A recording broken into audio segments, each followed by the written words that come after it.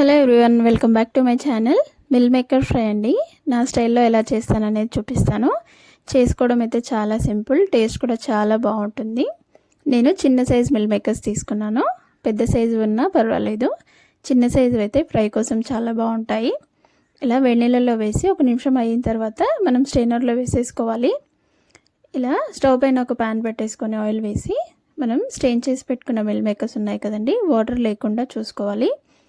అవన్నీ మనం ఆయిల్లో వేసేసుకొని లో టు మీడియం ఫ్లేమ్ పెడుతూ ఫ్రై చేసుకోవాలి. నేను మిల్ మేకర్ ఫ్రై కాంబినేషన్కి టమాటో రసం అయితే చేసుకుంటున్నాను.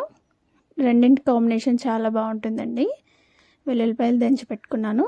ఇలా కొద్దిగా ఫ్రై అయిన తర్వాత అందులోకి కొద్దిగా పసుపు, కారం, అలాగే టేస్ట్కి సరిపడా ఉప్పు వేసేసుకొని కలిపేసుకోవాలి. మనం ఇవన్నీ వేసి కలుపుతూ ఉంటేనే ఆల్మోస్ట్ అవి ఫ్రై అయిపోతూ ఉంటాయండి. ఇలా ఫ్రై అయిన తర్వాత అందులోకి వెల్లుల్లిపాయ పేస్ట్, కరివేపాకు వేసుకొని ఇలా కలిపేసుకొని 1 నిమిషం అయిన తర్వాత కొద్దిగా కొత్తిమీర వేసేసుకుంటే సరిపోతుంది.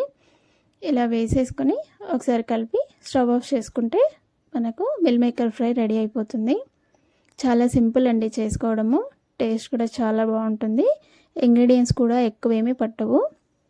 పప్పుచారులోకి, రసంలోకి, అలాగే డైరెక్ట్గా కూడా తినేసేయచ్చు. చాలా బాగుంటాయి. నా వీడియో కనుక నచ్చితే ప్లీజ్ లైక్ చేయండి, షేర్ చేయండి, సబ్స్క్రైబ్ చేసుకోండి. అలాగే సబ్స్క్రైబ్ చేసుకున్న వాళ్ళందరికీ థ్యాంక్ యూ సో మచ్.